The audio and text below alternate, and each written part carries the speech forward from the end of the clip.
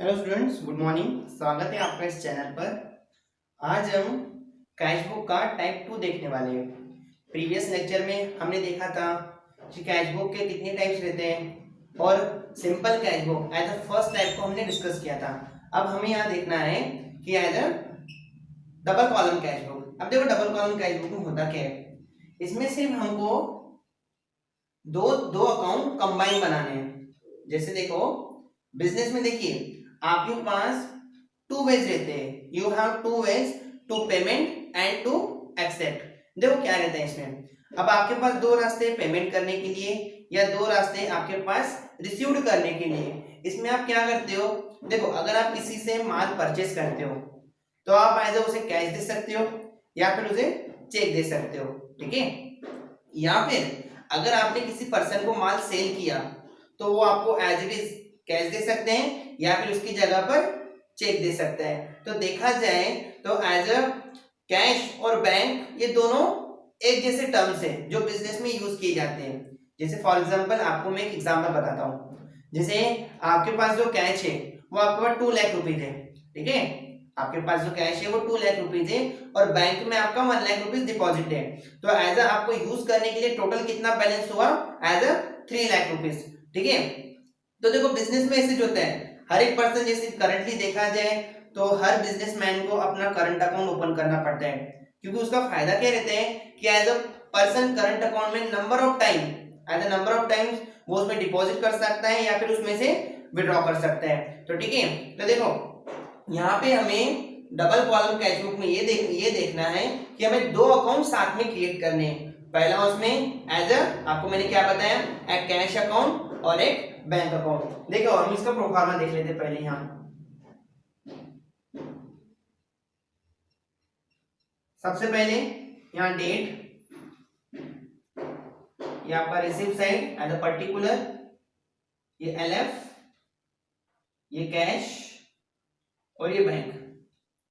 Same इधर date particular, ये आपका एलएफ, थोड़ा सा ये एलएफ एंड देन ये आपका इधर आएगा कैश और ये आएगा यहाँ बैंक, ठीक है। ऐसे आपको इसको ड्रॉ कर लेना है। यहाँ लिखना आपने डेट लिखना है आपको, डेट। एक काम कर सकते हो, देखो ये आपकी एक प्रकार से रिसिप्ट साइज है, आपको बहुत अच्छे से समझ जाएगा अगर रिसिप्ट यहाँ पे डालते हो तो। यहाँ पे आएगा एलएफ, ये कैश, ये बैंक। सेम करना है यहाँ पे भी डेट, ये आपका पेमेंट साइड, इधर रिसिप्ट साइड तो ये पेमेंट साइड, यहाँ लिखोगे पेमेंट, ये एलएफ, ये कैश और ये बैंक, ठीक है। देखो अभी हम करना क्या है, ध्यान देना। हमने जैसे सिंपल कैश बुक जो था उसमें देखा था, देखो अगर आपके पास कैश आता है, कैश पर्टिकुलरली किस अकाउंट को बिलोंग करता है, ये रियल अकाउंट को बिलोंग करता है। देखा था हमने, जैसे रियल अकाउंट में क्या बोलते हैं कि debit what comes in, credit what goes out. तो देखो बेटा अगर आपके पास बैलेंस आया, ये हमारी कौन सी साइड रहती है, डेबिट साइड रहती है, ये हमारी रहती है क्रेडिट साइड। अगर आपके पास कैश आता है तो आप डेबिट में रिकॉर्ड करते हो, ठीक है। और आपके पास से कैश जाता है तो आप क्रेडिट में रिकॉर्ड करते हो। ऐसा बोलने का मतलब अगर इंक्रीज होता है तो आपको यहाँ लिखना है डेबिट साइड में, अगर हमारा कैश बोलो या फिर हमारा बैंक का बैलेंस बोलो अगर डिक्रीज होता है तो हमको पेमेंट साइड में लिखना है, ठीक है। समझ में आई बात। अब देखो इसमें कोई कोई ट्रांजेक्शन ऐसी रहती है, कोई कोई स्पेशल ट्रांजेक्शन ऐसी रहती है जो दोनों साइड में रिकॉर्ड होती है। अब उसे हम नाम भी देते हैं कॉन्ट्रा एंट्री। कॉन्ट्रा एंट्री का मतलब होता है क्रॉस। अब देखो उसका मतलब क्या होता है, इसमें यहाँ आपको दो चीजें देखने के लिए मिलेगी। मैं यहाँ पे आपको पहले बता देता हूँ, बाद में इसको ड्रॉ कर लेते हैं पूरी तरीके से। फर्स्ट इसमें कंडीशन आएगी आपके लिए, फर्स्ट कंडीशन आएगी इसमें when cash deposited into the bank. अब देखो अगर आप कैश को बैंक में डिपॉजिट करते हो तो एंट्री क्या करते हो, जनरल एंट्री क्या करते हो बैंक अकाउंट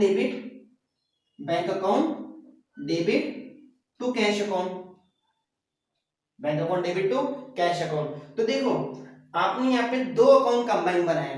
कौन सा बनाए?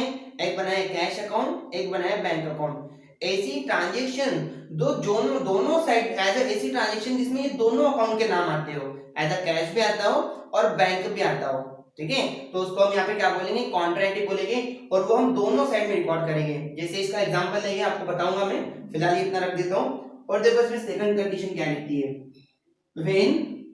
When cash withdraw, when cash withdraw for office use. अब देखो, आपने बैंक में से कैश को विड्रॉ किया ऑफिस यूज के लिए, ये पर्सनल यूज के लिए विड्रॉ नहीं किया। अगर पर्सनल यूज के लिए विड्रॉ करते थे तो उसकी हम एंट्री करते थे एज अ ड्राइविंग अकाउंट, क्योंकि पर्सनल जो भी एक्सपेंसेस करते हैं उसे हम अकाउंट देते हैं एज अ ड्राइविंग अकाउंट करके। लेकिन आपने जो कैश यहाँ पे विड्रॉ किया है, ये आपने कैश किसके लिए विड्रॉ किया है? एज अ ऑफिस पर्पस के लिए। तो देखो इसकी एंट्री क्या करेंगे? अभी कैश विड्रॉ किया, आपके पास क्या आ जाएगा? एज अ कैश आ जाएगा। यहाँ पे क्या करोगे? कैश अकाउंट को करोगे डेबिट टू, किसने दिया? As a bank, to bank account, ठीक है। थर्ड आपको एज ए बता देता हूं यहाँ पे, अगर इफ सपोज ये जो कैश है, ये जो कैश है अगर आप पर्सनल यूज के लिए विड्रॉ करते थे तो इसकी जो एंट्री आती थी वो एंट्री क्या आती थी इसकी? एज यहाँ पे लिख लेते अपन, देखो when cash withdrawn, cash withdraw for personal use. देखो पर्सनल यूज के लिए निकाल देते तो इसकी एंट्री करते थे हम driving account debit, driving account debit to cash account, ठीक है, समझा। अब देखो आगे हम इसका एग्जांपल लेते हैं, ध्यान देना। देखो बेटा, ये आपकी डेबिट साइड है, ये आपकी क्रेडिट साइड है। ध्यान देना, रियल अकाउंट आपको बोलता है, रियल अकाउंट के रूल्स आपको बोलते हैं, क्योंकि कैश ये टर्म किसमें आती है? रियल अकाउंट में आती है। रियल अकाउंट आपको ये बोलते हैं कि कैश अगर आपके पास आया, debit what comes in, credit what goes out. तो देखो बेटा, अगर आपके पास कैश आया तो डेबिट साइड में रिकॉर्ड कर देना, डेबिट साइड में रिकॉर्ड करना। अगर एज आपके पास से कैश जाता है तो उसको क्रेडिट साइड में कर देना। और एक बात, अगर आप देखो ध्यान देना, अगर किसी पर्सन ने आपको पैसे दिए, एज अ पैसे दिए cheque through, as a cheque through दिए तो अमाउंट आपका बैंक कॉलम में जाएगा। अगर आपने कोई चीज का जैसे मशीनरी परचेज की या फर्नीचर परचेज किया, उसका अगर पेमेंट आपने एज अ चेक थ्रू किया है तो वो बैलेंस किस में आ जाएगा? अमाउंट किस में आएगा? यहाँ पे बैंक में आ जाएगा, ठीक है। देखो यहाँ पे ये कंडीशन है।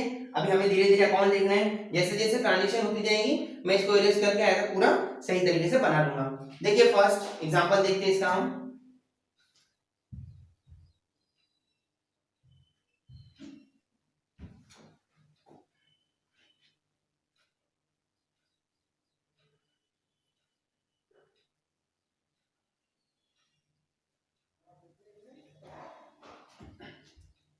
देखिए ऊपर क्या बोल रहा है? Prepare a double column cash book from the following transaction and balance it January 2013। देखो जनवरी 2013 की बात कर रहे हैं और हमें यहाँ पे इन्होंने पहले बैलेंस दिया है। अब बेटा देखो, अभी आपको सिर्फ एज ए यहाँ अभी इस चैनल पर ये सीखने के लिए आपको सिर्फ इतना स्ट्रगल करना पड़ेगा। मैं देखो यहाँ पे जगह नहीं है ट्रांजेक्शन लिखने के लिए, नहीं तो मैं आपको अलग से ट्रांजेक्शन लिख के बता देता। तो अभी ट्रांजेक्शन में ओरली रीड कर रहा हूँ, ट्रांजेक्शन की एज अ पर्टिकुलर एंट्री कर कर आपको इसके अंदर में डाल के दिखाता हूँ, तो इसके लिए अच्छे से ध्यान देना। देखो फर्स्ट यहाँ पे क्या बोल रहे हैं? देखो हम यहाँ पे डेट डाल देंगे। यहाँ पे डेट क्या बोल रहे हैं? 2013 का जनवरी, ये 2013 यहाँ पे भी लिख लेना और ये जनवरी भी लिख लेना, ओके। अब देखो यहाँ पे सबसे पहले इन्होंने क्या बोला है? Cash balance ₹6000 and bank balance ₹2000। तो देखो बेटा, जब आपने अपना जो भी अकाउंट बनाना स्टार्ट किया तो अकाउंट स्टार्ट करते समय आपके पास कुछ बैलेंस था, एज अ कुछ कैश में था और कुछ एज अ बैंक में था। तो यहाँ पे देखो आप एंट्री क्या करोगे? जनवरी 1 यहाँ उन्होंने बोला है बैलेंस ब्रॉट डाउन। और आपको पता होना चाहिए कभी भी बैंक जो आपकी असेट है, एज आपका जो कैश हुआ या कैश आपके पास प्रेजेंट है या आपका जो भी बैलेंस है वो एज बैंक में डिपॉजिट है, तो ये आपकी असेट हुई और असेट का बैलेंस हमेशा डेबिट साइड में आता है। तो यहाँ पे क्या करोगे? देखो बैलेंस ब्रॉट डाउन जनवरी 1 कितना दिए हैं? 6000, यहाँ 6000 लिख लो। और एक बात देखो, जनवरी 1 को आपका बैंक बैलेंस पता है यहाँ पे 2000, तो डबल से लिखने की जरूरत नहीं है, डायरेक्टली यहाँ पे लिख लोगे एज 2000, ओके। नेक्स्ट देखो आपको बोल रहा है रिसीव्ड चेक ध्यान देना, आपने चेक रिसीव किए हैं, received cheque ₹7,800 from Ganesh, Ganesh नाम के पर्सन से आपने चेक रिसीव किया, ध्यान देना। अब देखो आपने चेक रिसीव किया, अभी आपका यहाँ पे बैलेंस क्या हो जाएगा, बैलेंस आपका बढ़ जाएगा। तो देखो डेट क्या दी उन्होंने, 4th, यहाँ पे 4th करके डालोगे। अब देखो आप एंट्री क्या करोगे, अगर आपके पास कैश आता था आप एंट्री करते थे cash account debit to Ganesh account, लेकिन आपको जो यहाँ पे बैलेंस मिला है वो आपको बैलेंस मिला है एज अ किसके थ्रू मिला है, आपको एज अ चेक थ्रू। तो देखो यहाँ पे एंट्री क्या करोगे, as a bank account debit to Ganesh account. तो यहाँ लिखना to Ganesh account, to Ganesh account. अभी आपको यहाँ पे मिला क्या, चेक मिला, तो यहाँ पे क्या करोगे, इसमें ये लिख लोगे, ठीक है। नेक्स्ट देखते हैं हम यहाँ पे, देखिए ध्यान देना थोड़ा, आपको आगे 7th डेट को बोल रहे हैं withdraw from bank for office use. देखो ये कंडीशन यहाँ पे फॉलो हो रही है। देखो आपने विड्रॉ किया है कैश फॉर ऑफिस यूज, तो इसकी एंट्री क्या करते हैं यहाँ पे, देखो cash account debit to bank account. अब देखो हमेशा याद रखना, जनरल एंट्री में हमने दो चीजें सीखी थी, अगर एक अकाउंट डेबिट होता है तो दूसरा क्रेडिट होगा, अगर एक क्रेडिट होता है तो ऐसे पहला क्या उसमें डेबिट हो जाएगा।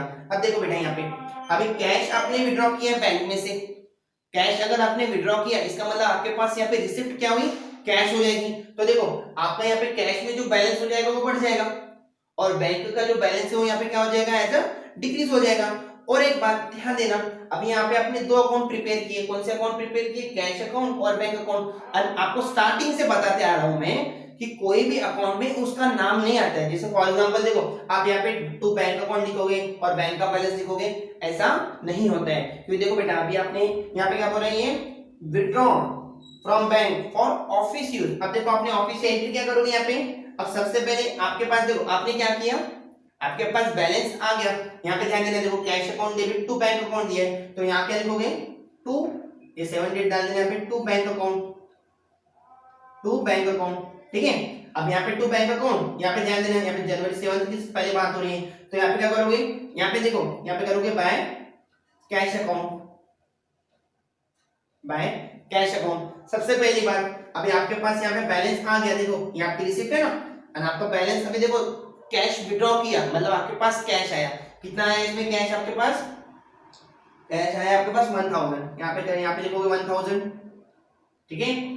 और यहाँ अभी देखो ये कैश में आ गया, इधर कैश में आया, तो इधर बैंक से क्या हो जाएगा, पेमेंट हो जाएगा, डिक्रीज हो जाएगा, तो यहाँ पे क्या करोगे, यहाँ पे 1000, समझ में बात। देखो यहाँ पे कैश आ गया और यहाँ पे आया था, यहाँ से कैश चला गया।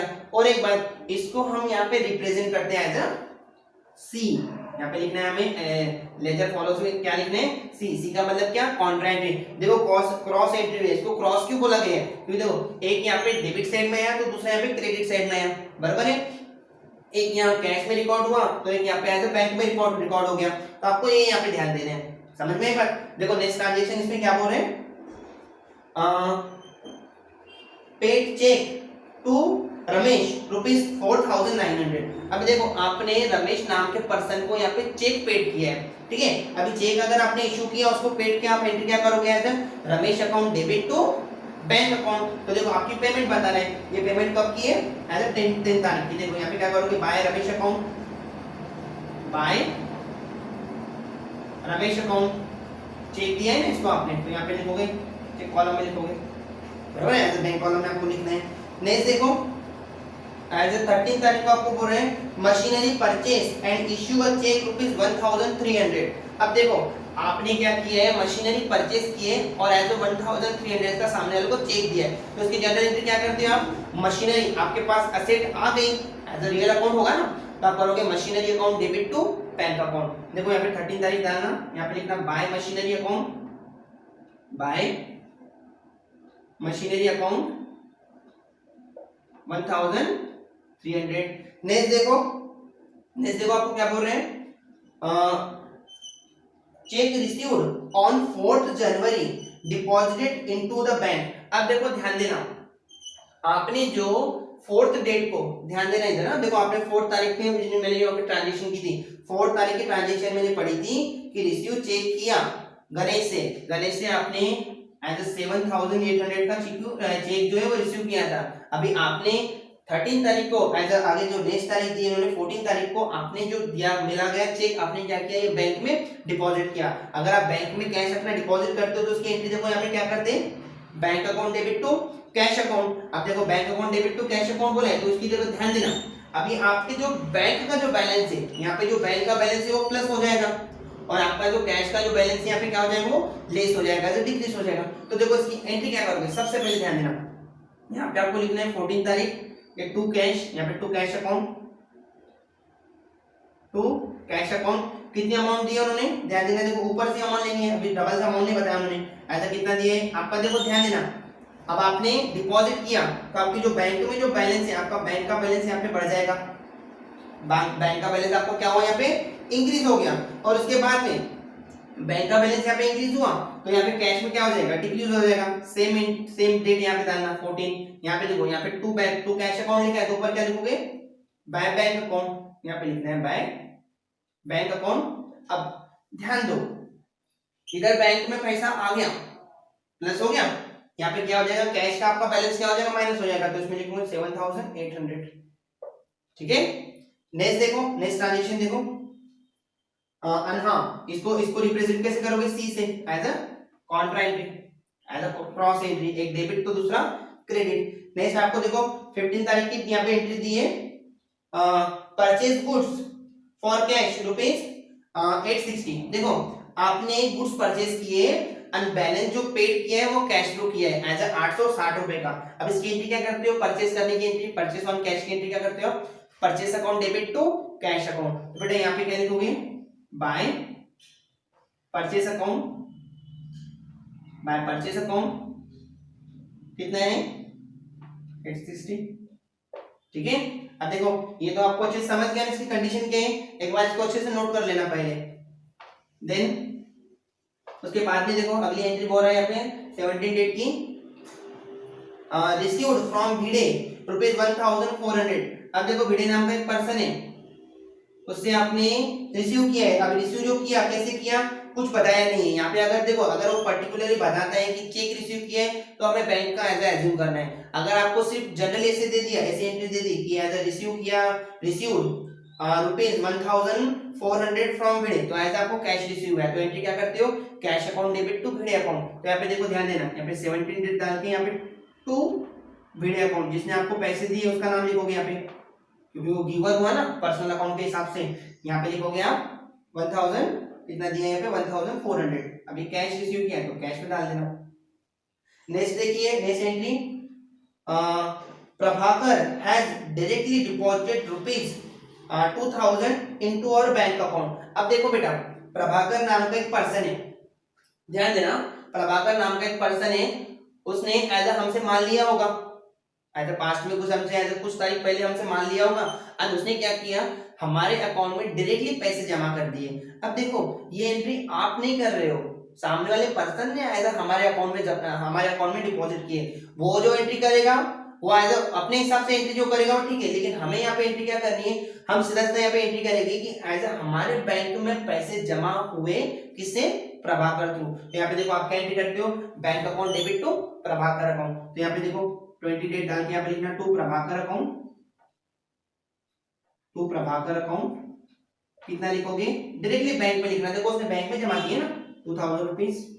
नेक्स्ट देखिए, bank has collected interest on investment rupees 4000। देखो बैंक ने यहाँ पे क्या किया, एज हमने जो भी इन्वेस्टमेंट की थी उसका एज इंटरेस्ट जमा कर दिया। अब यहाँ पे देखो अगली डेट 24 डाल के टू इंटरेस्ट अकाउंट, आपकी रिसिप्ट है, देखो बेटा सीधा खुद ही समझ जाओगे। अगर यहाँ पे देखो रिसिप्ट लिखा है या फिर पेमेंट लिखा है, अगर आपको किसी प्रकार का भी बैलेंस मिल रहा है, सिर्फ आपको देखना इतना है कि अगर कैश मिला है कि चेक मिला है, उसके हिसाब से यहाँ पे नोट करना है। अब आपका देखो इंटरेस्ट आपने समझो बैंक में ऐसे समझो आपने डिपॉजिट करके है, अब बैंक उसका क्या किया, उसका इंटरेस्ट जमा किया, तो इंटरेस्ट कहाँ पे जमा होता है, बैंक में। जब आप विड्रॉ करते हो वो दूसरी बात, लेकिन आप कभी वो कहाँ जमा होगा, बैंक में जमा हो जाएगा, बैंक में यहाँ पे इंक्रीज हो जाएगा। तो कितना इंक्रीज किया बैंक ने, कितना जमा किए 400 का। नेक्स्ट देखो, रेंट पेड बाय चेक, ध्यान देना, एक एज 26 को ये एंट्री दी है, लेकिन इसमें दो चीजें दी है ध्यान देना। देखो रेंट किया है paid by cheque rupees 900 and salary की है 1200 बाय कैश। देखो दोनों दोनों चीजें दी है, अब दोनों क्या हुए एक्सपेंसिव, आपको पेमेंट करना है, डायरेक्टली पेमेंट करना है। यहाँ पे कहने को 26 बाय रेंट अकाउंट और दूसरा क्या किया यहाँ पे by salary account, by salary account. देखो जैसे जैसे किए रेंट कैसे किए अपने पे चेक थ्रू किए, डायरेक्टली बैंक में डाल देना अमाउंट इसका। उसके बाद में देखो आपने जो सैलरी जो पे की है वो कैश थ्रू की है 1200, यहाँ पे ये कर देना, समझा।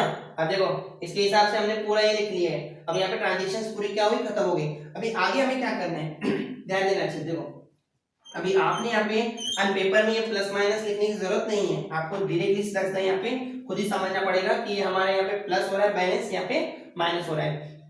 अब टोटल करनी है। अब देखिए ये टोटल तो सेम लाइन पे आएगी दोनों की। और एक बात आपको ध्यान रखनी है, आपने यहाँ पे दो अकाउंट ओपन किए तो एज दोनों का बैलेंस एज अ सेपरेट निकालना। सबसे पहले इसकी टोटल कर लो, देखो कितना होता है यहाँ पे, ये आपका आएगा 8400। इसमें थोड़ा बैलेंस का प्रॉब्लम था, देखो प्रॉब्लम में दिया गया परचेस का जो हमने गुड्स किए थे वो परचेस किए आपने 200 रुपीज के, और जो आपने सैलरी जो पे की है और सैलरी आपकी कितनी है यहाँ पे कैश में जो आपने पे किया वो किया है एज 250। ठीक है देखो बेटा अब ये यहाँ की साइड कभी भी याद रखना, देखो कैश अकाउंट में आपकी डेबिट साइड की टोटल ज्यादा आएगी। अब यहाँ पे ये टोटल है कैश हो या फिर बैंक हो, आपकी डेबिट साइड की टोटल क्या आती है, ज्यादा आती है। अब देखो यहाँ पे अभी हमें क्या करना है, ये जो ऊपर जो बैलेंस है ये बैलेंस हमें इसमें से माइनस करना है। अब देखो इसकी टोटल करो कितना होगा 8000 और ये कितना दिए 8250, यहाँ पे टोटल इसकी आएगी। अब इसमें से जब ये बैलेंस माइनस करोगे तो आपका यहाँ पे बैलेंस क्या निकलेगा 150 निकला है बरोबर। अब देखो इसे जो डेट देनी है वो मंथ की लास्ट डेट देनी है, कितनी आएगी 31 आता है ना जनवरी में, इसको यहाँ पे नाम दोगे बैलेंस कैरीड ऑन। ओके अब सेम इसकी टोटल करना, देखो जब इसकी टोटल करते हो इसकी टोटल क्या आएगी ध्यान देना, ये 0 0 8 16 16 20 तो कैरी कर लिए 4 4 11 और ये 7 18 18 20, देखो यहाँ पे 20,000, यहाँ पे लिखना 20,000। अब यहाँ पे 20,000 लिखोगे। ओके अब नेक्स्ट हमें क्या करना है, इसमें से इनकी टोटल करके माइनस करना है। अब देखो बेटा इसकी टोटल करनी है हमें, देखो कितना आता है, ये किया आपने, इसको इरेज कर देते हैं हम, पहला हो गया खत्म। इसका किया हमने 0, ये आएगा यहाँ पे 0, फिर उसके बाद में देखो 9 3 12 12 और 9 21 2 कैरी कर दिए 3 7 8, यहाँ पे 8 हो गया। अब देखो ये जो बैलेंस दिया है 20,000 का, 20,000 में से हमें ये अमाउंट माइनस करना है। देखो माइनस करो इसको फटाफट, ये 9 आ जाएगा, ये 9 में से 8 1 और यहाँ पे ये आपका 11, देखो कितना है 11,900, ये आपका यहाँ पे बैलेंस निकला। मतलब देखो ध्यान देना ये आपके पास इतनी सारी रिसिप्ट हुई थी और इतने आपने पेमेंट किए, ठीक है। अब ये जो आपके पास जो ये आपके पास एक्सेस बैलेंस बचा है, मतलब सब पेमेंट करने के बाद में अब इस बैलेंस को क्या करना है हमें एज अ नीचे बैलेंस ब्रॉट डाउन करके, और ब्रॉट डाउन करने का तरीका देखो ध्यान देना, इधर क्या करोगे यहाँ पे लिखना, देखो जनवरी खत्म हुआ 31 को, यहाँ पे लिखोगे नेक्स्ट मंथ का नाम February 1st, नीचे करना थोड़ा February 1st, यहाँ पे लिखोगे बैलेंस बीडी। ये बैलेंस बीडी लिखने के बाद में देखो कितना बैलेंस दिया है 150 और 11,900, ठीक है। बहुत ही इजी है, अच्छे थोड़ा ध्यान देना समझना। ये जो अमाउंट इसमें जो इसमें थोड़ा प्रॉब्लम आया था वो मैंने यहाँ पे लिख दिया। अभी हमने जो डबल कॉलम कैशबुक का जो प्रॉब्लम सॉल्व किया उसमें जो भी ट्रांजेक्शन हमने सॉल्व किए वो ट्रांजेक्शंस का पिक आपको वीडियो के स्टार्टिंग में मिल जाएगा। तो अगर आपको एज अ ओरली सुन के और प्रॉब्लम सॉल्व करने में अगर आपको दिक्कत जाती है तो आप बेटा एक काम कर सकते हो, दिए गए प्रॉब्लम को पहले एक नोटबुक पे अच्छे से नोट कर लो, उसके बाद में जैसे जैसे वीडियो आगे चल रहा है उसको देखते आप वो प्रॉब्लम अच्छे से समझ भी सकते हो और रिकॉर्ड भी कर सकते हो, ठीक है। Thank you class.